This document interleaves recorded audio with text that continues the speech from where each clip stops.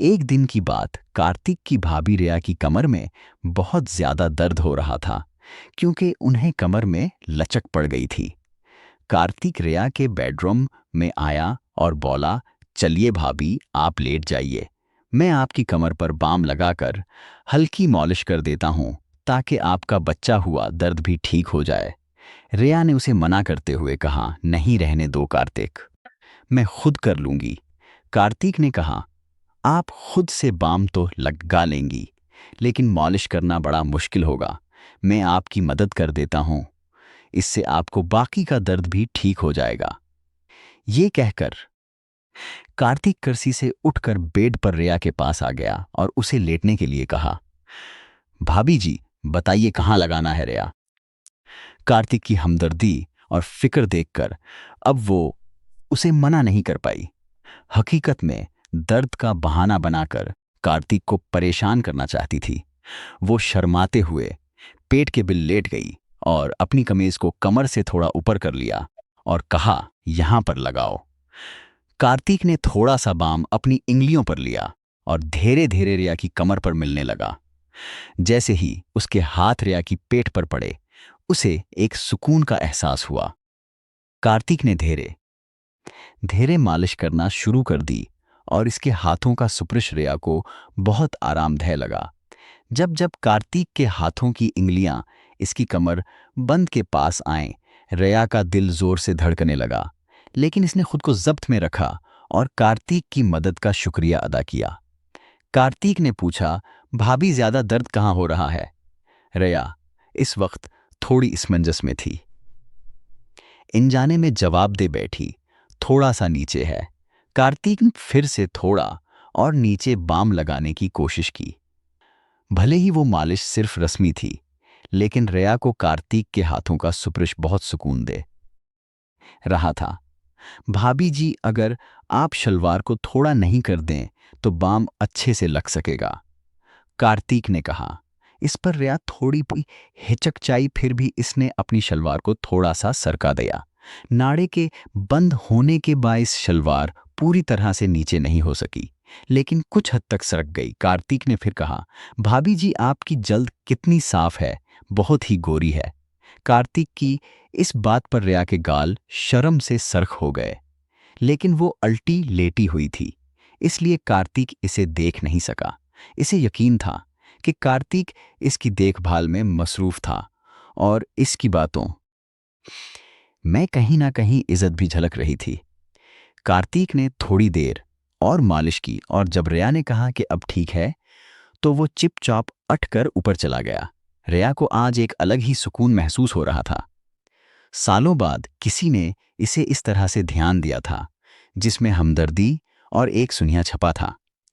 कार्तिक के बारे में सोचते सोचते कब नींद गहरी नींद में खो गई, इसे पता ही नहीं चला। अगली सुबह जब जागी तो उसने खुद को तरोताज़ा और परसुकून महसूस किया। नहाने के बाद रिया ने बहुत सलीके से तैयार होकर ब्लैक रंग का सफ़ेद कढ़ाई वाला जोड़ा पहना और ऊंची हैल के सफ़ेद सैंडल भी पहने। हल्का सा मेकअप करने के बाद वो किचन में नाश्ता तैयार करने लगी। नाश्ता बनाते वक्त हर बार वो किचन के दरवाजे पर आकर सीढ़ियों की तरफ देख रही थी। कार्तिक के काम पर जाने का वक्त हो गया था। जैसे ही वो नाश्ता तैयार करके बाहर आई, कार्तिक सीढ़ियों से नीचे उतर रहा था। आज तो बहुत ही बेहतर लग रही है भाभी जी, लगता है कल की मालिश का असर हुआ, कार्तिक ने मुस्कुराते हुए कहा। इसकी निगाहें रिया के लिबास और फिर पंसल हैल वाले सैंडल पर थीं। रिया ने भी मुस्कुराते हुए जवाब दिया, असर तो हुआ, लेकिन तुझे कैसे पता? कार्तिक थोड़ा शर्माते हुए बोला, भाभी जी, आज आपने हमेशा की तरह हैल के सैंडल जो पहने हैं, तो मुझे लगा कि कमर का दर्द अब ठीक है। रिया ने हंसते हुए कहा, बिल्कुल सही पहचाना तूने। अब डाइनिंग टेबल पर बैठूं। फिर दोनों साथ में नाश्ता करने लगे। इसी बीच कार्तिक ने रिया से पूछा, भाभी जी, आप कभी साड़ी नहीं पहनती क्या? रिया ने जवाब दिया, पहनती हूं, लेकिन बहुत कम, साल में एक आध बार, अगर कोई खास मौका हो तो। कार्तिक ने कहा, नहीं बस इसलिए कि मैंने आपको कभी साड़ी में नहीं देखा। मेरा ख्याल है आप पर साड़ी बहुत ही खूब जमेगी। फिर कार्तिक जाते वक्त बोला, भाभी जी रात का खाना मैं बाहर से ही ले आऊंगा, आप बनाना मत। इस पर रिया ने मुस्कुराते हुए कहा, ठीक है। तो कार्तिक ने फिर कहा, अगर किसी और चीज की जरूरत हो तो बता दीजिए, मैं आते वक्त ले आऊंगा। उस पर रिया ने कहा कि उसे किसी और चीज की जरूरत नहीं है। और फिर कार्तिक के जाने के बाद वो छोटे मोटे कामों में लग गई।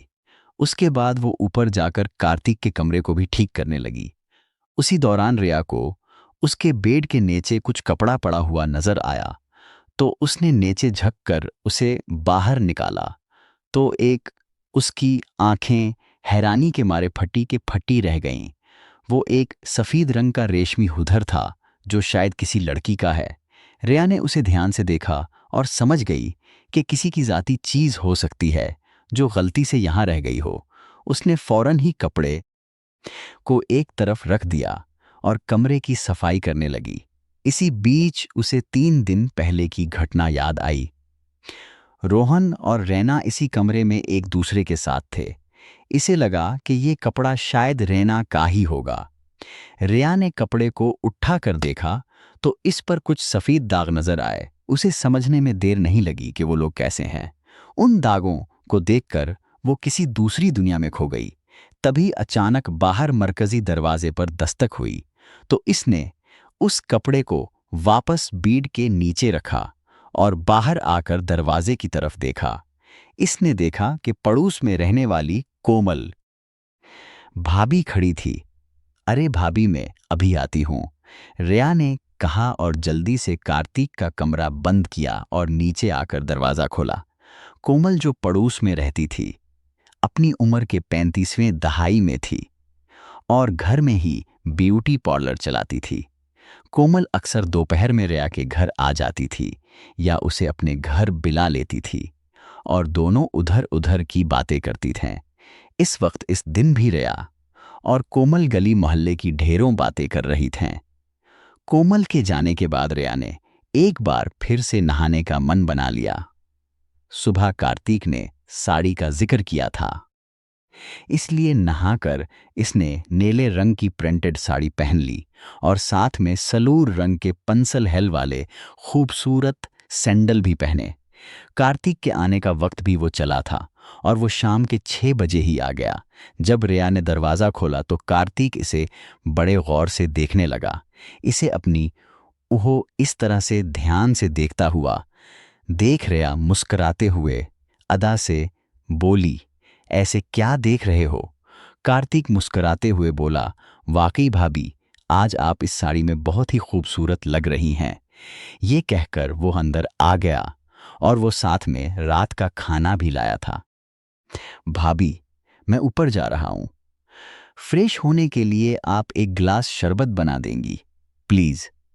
रिया ने उसकी तरफ मुस्कुराते हुए देखा और कहा, हाँ हाँ, क्यों नहीं। इसके बाद कार्तिक ऊपर चला गया और फ्रेश होकर जब नीचे आया तो उसने एक आरामदेह टी शर्ट और शॉर्ट्स पहना हुआ था।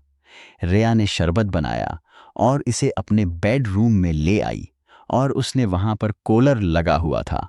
कार्तिक रूम में आकर सामने वाली कुर्सी पर बैठ गया और रिया भी बेड पर टांगे नीचे लटका कर बैठ गई। दोनों ने उधर उधर की बातें की। इस दौरान कार्तिक ने रिया से पूछा, भाभी अब आपकी कमर का दर्द कैसा है? रिया मुस्कुराते हुए बोली, अरे अब तो मैं बिल्कुल ठीक हूं, कल तो इतनी अच्छी मालिश जो की थी। कार्तिक ने अपना शरबत का ग्लास साइड टेबल पर रखते हुए कहा, भाभी आप आराम से लेट जाइए, मैं एक बार और बाम से आपकी मालिश कर देता हूं ताकि आपकी तबीयत और भी अच्छी हो जाए। रिया ने मना करते हुए कहा, नहीं कार्तिक, मैं अब बिल्कुल ठीक हूं। लेकिन कार्तिक ने कहा, भाभी आप मेरे लिए हमेशा इतना करती हैं, क्या मैं आपके लिए इतना भी नहीं कर सकता? चलिए लेट जाइए। रिया ने इस की बात को टाल ना सकी और खाली गिलास टेबल पर रखते हुए बोली, अच्छा बाबा, तो मानता नहीं, लेटती हूँ, पहले सैंडल तो उतार दूं। सैंडल उतारने की जरूरत नहीं है भाभी। इतनी खूबसूरत सैंडल आपके हिसैन पैरों की खूबसूरती को और भी बढ़ा रहे हैं।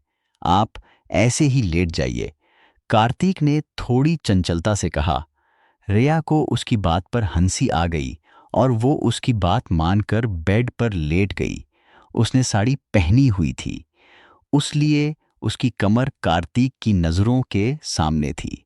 कार्तिक ने बाम को इंगलियों पर लगाया और रिया की कमर की मालिश करने लगा। रिया ने कार्तिक से पूछा, एक बात बता कार्तिक, तुझे मेरी ऊंची हेल वाली सैंडल बहुत पसंद है ना? कार्तिक थोड़ा शर्माते हुए बोला, जी भाभी, आप बिल्कुल सही कह रही हैं। आपको अजीब लगेगा, लेकिन मुझे खवातीन के पैरों में हाई हेल वाले सैंडल बहुत दिलकश लगते हैं। और आप तो हमेशा ही हाई हेल की सैंडल या चप्पल ही पहनी रहती हैं। रिया मुस्कुराते हुए बोली, अरे उसमें शर्माने वाली क्या बात है, और मुझे कुछ अजीब नहीं लगता। मैं तो तेरी भावनाओं को समझती हूँ।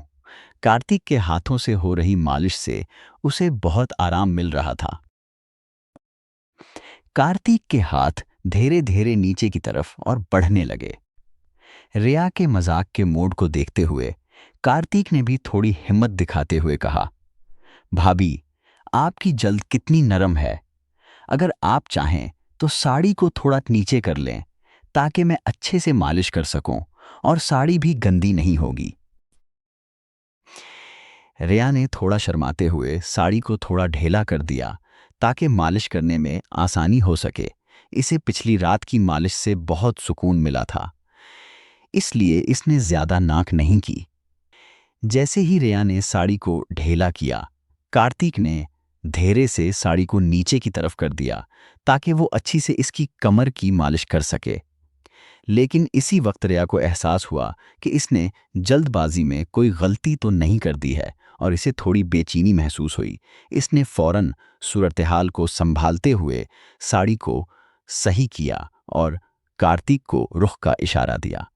कार्तिक ने बगैर कुछ कहे धीरे धीरे रिया की कमर की मालिश जारी रखी, तो उसे जैसे ही गहरा सुकून मिल रहा था। वो मालिश से मिलने वाले आराम का लुत्फ उठा रही थी और इसे कोई एतराज नहीं हुआ। कार्तिक ने मालिश को जारी रखते हुए धीरे धीरे अपने हाथों को नीचे की तरफ बढ़ाया। रिया को मालिश से राहत मिल रही थी, लेकिन उसे महसूस हुआ कि कार्तिक ने थोड़ी और हिम्मत कर ली है। इसने महसूस किया कि इसकी पेट पीछे के नचले हिस्से में ज्यादा ध्यान दे रहा है। रिया को यह महसूस हुआ कि इसके साड़ी के कोट थोड़ा और ढीले हो गए हैं, और इसने शर्म के मारे अपना चेहरा तकिए में छपा लिया और अपने होंठों को दबाते हुए अपने अंदर की बेचैनी को कंट्रोल करने की कोशिश कर रही थी।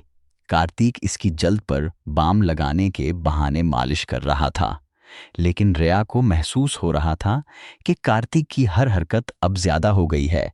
रिया ने अब भी कोई एतराज